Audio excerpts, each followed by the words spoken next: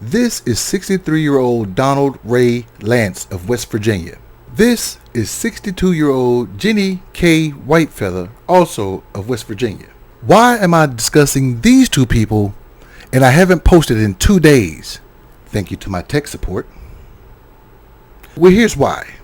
This is the case where Donald Lance and Jeannie Whitefeather were arrested after deputies found their adopted teens locked in a barn last fall in Sissonville. Oh, but wait a minute. This goes way beyond child neglect of adopted children.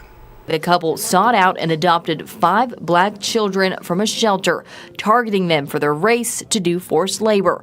Now, I guess they thought, we can't buy them anymore, so let's adopt them. I mean, of course, why not? I mean, back then, slaves were considered family and property, but that depended on who owned you.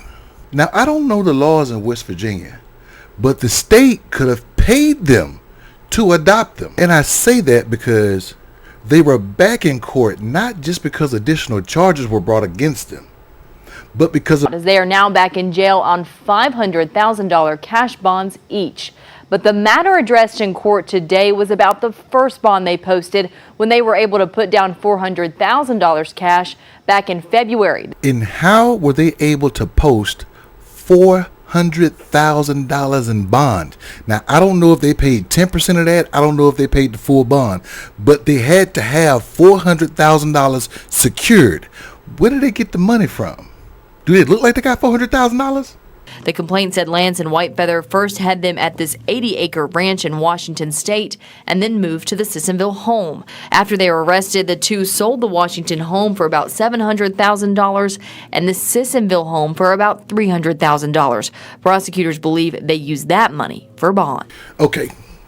These two knuckleheads were sitting on $1 million in property. Now, I don't know if the state of West Virginia pays monthly stipends for adopting children, but I do know that there's a write-off if they have dependents when they file federal taxes. So you have this 16-year-old, 11, 12, 15, and 6, I think, somewhere up in there, all under the age of 16.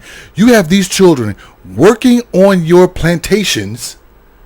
They were doing such a good job at the plantation, you brought them to the house to be yeah.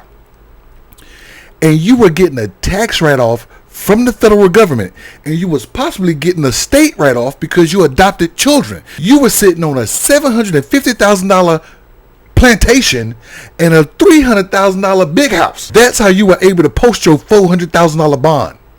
So the prosecutor said, no, that's ill-gotten gains. We need to look at this again.